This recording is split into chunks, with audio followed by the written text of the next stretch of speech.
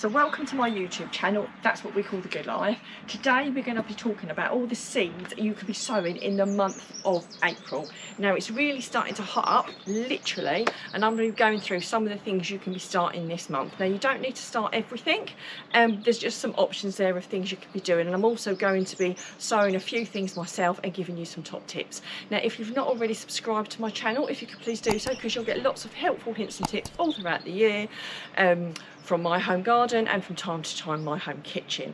Now let's get started with the things you can be sowing. So I've got a selection of bits over here that you can be start to sow. Now before I do, a lot of people ask about good months. This is an excellent book, Allotment Month by Month. It's an absolutely fabulous book. It is written by Alan Buckingham. I refer to this book, it's really useful, lots of tips of what you can plant, when to plant it, how to look after it, various diseases that you could get. Not that any of us want any of those, but a really awesome book. So we'll put a link up on the screen and one in the description if it's something you're interested in. Now it can be a little bit, you can be lulled into a false sense of security. Today it's absolutely beautiful weather during the day and it's really cold at night, so we do still have to be really cautious what we plant directly outside, and how much time things spend outside. Now I'm going to go through a few things that you can sow direct now, and also things that you should start off indoors, and all depending where you live, you could start them off outside, or you could start them off inside and move them out when it warms up a little bit. Now some things that you must start off inside, because they really are very susceptible to cold weather, or in a heated greenhouse, are cucumbers. Can be started off this time of year. I've got a lovely variety here. I've never tried the burpless variety before, but I've been told they're absolutely delicious, so that is one I'm going to be doing this year. Nimrod apparently is another really good one, which I do quite often, and F1 Baby is another one of my favourites. I favour the smaller cucumbers. I find that I get a better yield and they grow a lot easier. Something else you can be starting off, but again it must be undercover, is inside, is courgettes. So I've got a whole selection of courgettes there. I get the mixed variety because it's just nice to have a real mixture. Squashes is another great one you can be starting off. I've got a couple of varieties here. Honey Bear and potato squash are really lovely varieties, but again very susceptible to frost, so I'll be starting those off indoors. Marrows, if you're going to be doing marrows, they can be started off this month as well. It's getting a little bit late, but if you haven't started off any sweet peppers, chili peppers or aubergines, again indoors, very susceptible to cold weather, so start them off in a propagator, which I will run through roughly how I do that later. And tomatoes, again, oh, losing some on the floor there. Tomatoes, if you've not started any tomatoes off yet, again another good month. I've got some Alicante there, and one of my personal favourites is the Pomodoro, which is kind of like a plum tomato. Very good for tomato sauces, but also excellent for frying, and for all sorts of other culinary uses as well, so really very good there. So something else you can be starting off, now they do say you can start brassicas off outside now or undercover. Personally, I generally start off my brassicas inside, and then I generally get them used to the colder weather, and then I put them out if I'm starting them off in April. If I was starting them off a little bit later like May, you could do them straight out. It's really up to you. So some of the brassicas you could be starting off are kale. I've got some lovely varieties. I think kale's one of the nice ones. You've got the regular green curly kale. I've got a lovely curly one called Candy Floss, and also I've got Nero di Toscana. Probably pronounced that very badly. There's also cabbages can be started off this time of year. Also Brussels, both purple sprouting and normal Calabrese broccoli. Cauliflowers is another one. And it's good to get your leeks started off early so they fill out nicely. Again, I generally start them off in little module trays and then I plant them out. I find I get much better germination with them when I do that than when I sow them direct into the ground. So what else can we be doing? So we have spring onions, which can be direct sown, or again can be done in pots. Again, I generally find if I start them off in pots and then I transplant them, I fare much better, but they could go straight in if you wanted to. I have some turnips here. Now you can definitely direct sow those. Again, you can always start things off in module trays if you want to, or pots, but something like a turnip can go straight in the ground, as can carrots and beetroot and radishes. So again, you could start them off in module trays, but I generally just direct sow things like that because they're perfectly okay this time of year to go straight out. Can also, so there's a lot of things you can be doing in April. I wouldn't suggest you do all of these. I would suggest you do a few this month and then do some next month. So just pick a few, otherwise, because I won't be doing all of these all in one month, I'll be doing a few this month, which I'll be sowing with you now on camera shortly, and then I'll be doing some next month as well. So French climbing beans, I normally do my French beans earlier than my runner beans, so that's one. They get very they aren't very frost tolerant, so again, I wouldn't put them straight out just yet. You are pushing it just a little bit until May, really. Peas are a little bit more tolerant, and if you've got some cover, you could put some peas straight out. And also with all beans and peas, I normally soak them in water overnight. I put them between a little bit of damp tissue until they've sprouted, and then I either pop them in module trays or I pop them straight in the ground. I find I get much better germination with them that way. And of course there are a selection of herbs you can be sowing. So I've got some, let's have a look through and see what we've got here. I've got some basil, I've got some oregano, I've got some chives, I've got coriander, and I've also got a mixed pack here of summer savoury, dill and parsley. So those are the kinds of things you can be sowing. Now let's get started, and I will show you what I'm going to be sowing now as well. So first of all, I'm going to start with the things that I'm going to start off indoors, because I do them in a heated propagator, and then I'm going to be moving on to some of the things you can sow outside. So I've already put some core in here. You could either use seed compost, or I quite like rehydrating core. Sometimes I mix 50-50 core with multi-purpose. I never just do multi-purpose for seeds because I find it a little bit too clumpy. So I have just got core in here. So I've filled these little module trays with it. I've also watered it from underneath, because when you do seeds, you never want to water from above before they've germinated, otherwise they could just splay everywhere. So I've already soaked these with water and they're already a little bit wet. So in here I'm going to put some summer savoury, dill and parsley. Now I had a little bit of a boo-boo. Now I don't know if anyone else has ever bought tape. I've never used tape before. I've no idea how good it is, or how bad it is for that matter, but I picked it up by accident. And as I've got it, I'm going to have to use it. So you do let me know in the description whether you've ever used the tape before and whether you find it any more effective. I did actually manage to buy some that only had, didn't have any English translation on them, so I've had to look them up. Don't quite know how I managed that, but I have worked out which is which. So I've got the parsley, so I've got my module trays along here. So I'm going to do the two types. I'm going to put the tape on, and then I'm going to do some actual seeds as well. So all I'm going to do is just measure the length. I know they're individual trays, but I'm just going to do a whole length, and I'm going to do a couple of each. So I've got that there. Let's just gently pull that apart. So pop that in there. And obviously, whenever you are sowing anything, don't forget to label your trays. So I'm just going to pop these in here very carefully. And then I'm going to put 2 rows in, because I kind of figure, I don't know, there's not many seeds in there to be fair. So I'm going to do 2 little rows. Got a selection of seeds in there. The last thing I'm going to sow is some coriander. Now my top tip with coriander is very gently to crush them. Very gently. We're not doing them into a powder. It helps them germinate. So very gently. And then I've got a marker there with coriander, which is there. So I'm just going to pop them in the little module trays.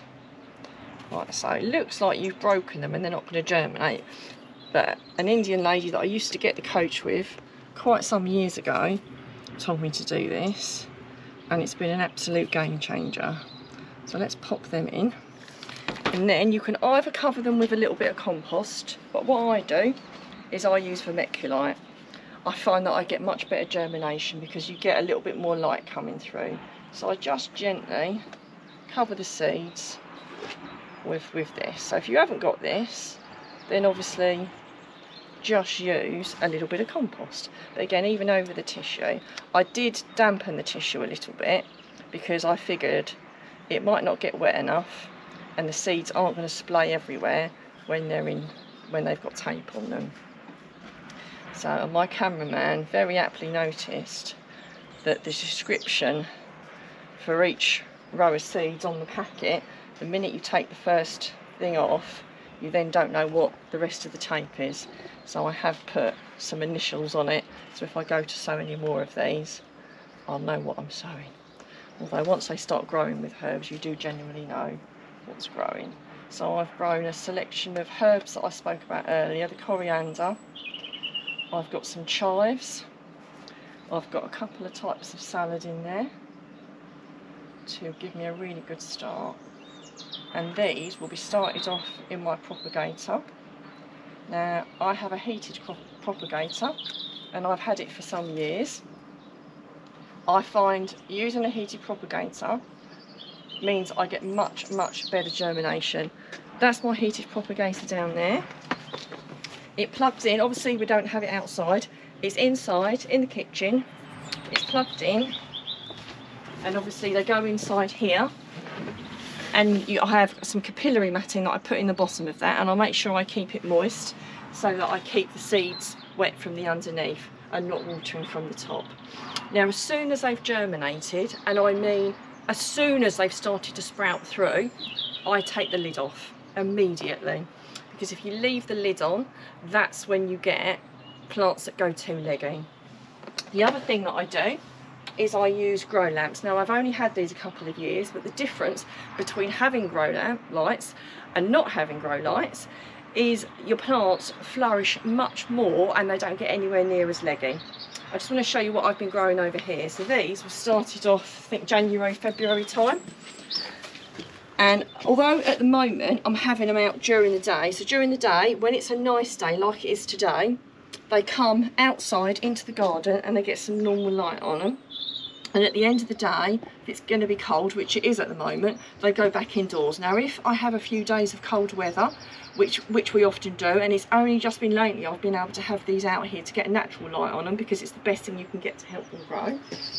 I've got these grow lights here, and I put these on during the day, and as you can see, I've got kale, I've got aubergines, I've got basil, I've got tomatoes, I've got peppers, and they're all doing absolutely brilliantly.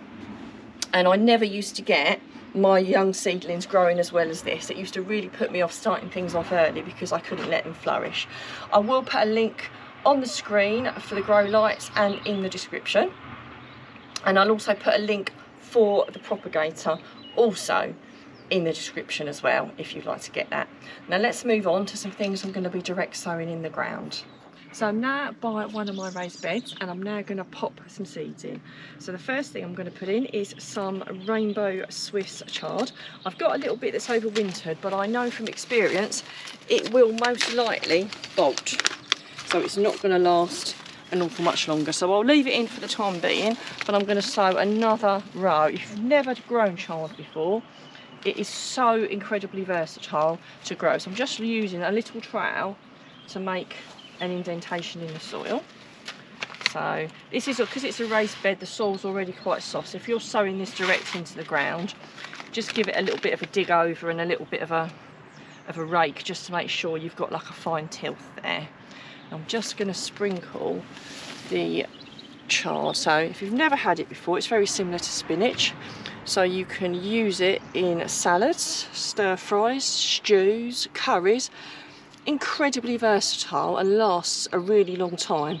So you just cut, it's called cut and come again, so you just keep using it. So an incredibly good thing to have if you've got a small garden. And if you've got a big garden, it's still a good thing to have, but it means you sow it once and it will do you for probably the whole year. So that's that popped in. And I will cover those and of course mark them. So like with anything, don't forget to mark them, because you always think that you know you're going to know what you've sown and then you don't. The amount of times on some of the groups I see people with pictures of things and they don't know what they've sown, and I've done it myself. You think, oh, I'll remember, I've only put a couple of rows in, and then you go and put another couple of rows in of something else somewhere else. I just realised I've lost some seeds there. So move that over and cover that up. So that is the chard. And the other thing I'm going to put in is some beetroot. We love beetroot in our house. It's incredibly nutritious. It's very, very easy to grow, and it's reasonably fast growing. And you can pull them at the size of a golf ball, so they don't have to be terribly big. So you can pull some of them that are smaller and have them more golf ball size, and then let some of the others fill out to get bigger beetroot. So, beetroot isn't just for pickling. You can make juices with it, which is one of our favourite things. You can make hummus with it. I've even made beetroot curry, which is one of my favourite things to do with my first lot of beetroot. So I'm going to pop that in nice and early. There we are. So I'm never too fussy of how thin I do them. I know some people do them really thinly, but like I say, I'll pull out the smaller ones. I never thin and discard. If ever I thin out, I'll eat the little ones basically. And I do exactly the same with things like carrots. I never do that thing where I pull out loads of carrots and just throw them away. If I pull them out, they'll always be eaten. I don't like waste. So there we are. That's some beetroot in. And then just cover it up, and of course don't forget to water. Now, we've had so much rain just lately, unbelievable amounts in most parts of the United Kingdom.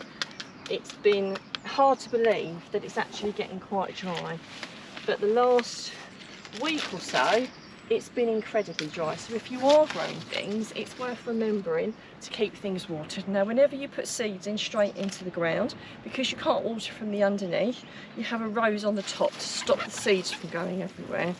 If the ground's particularly dry, I water before I put my seed down. This wasn't, so I didn't bother. It was quite moist underneath because I'd already watered this bed not that long ago. But if the ground is very dry, I would recommend watering, putting your seed in, and then watering again over the top like I'm doing. Now, I do hope you've enjoyed watching my channel, and don't forget to like, comment and subscribe.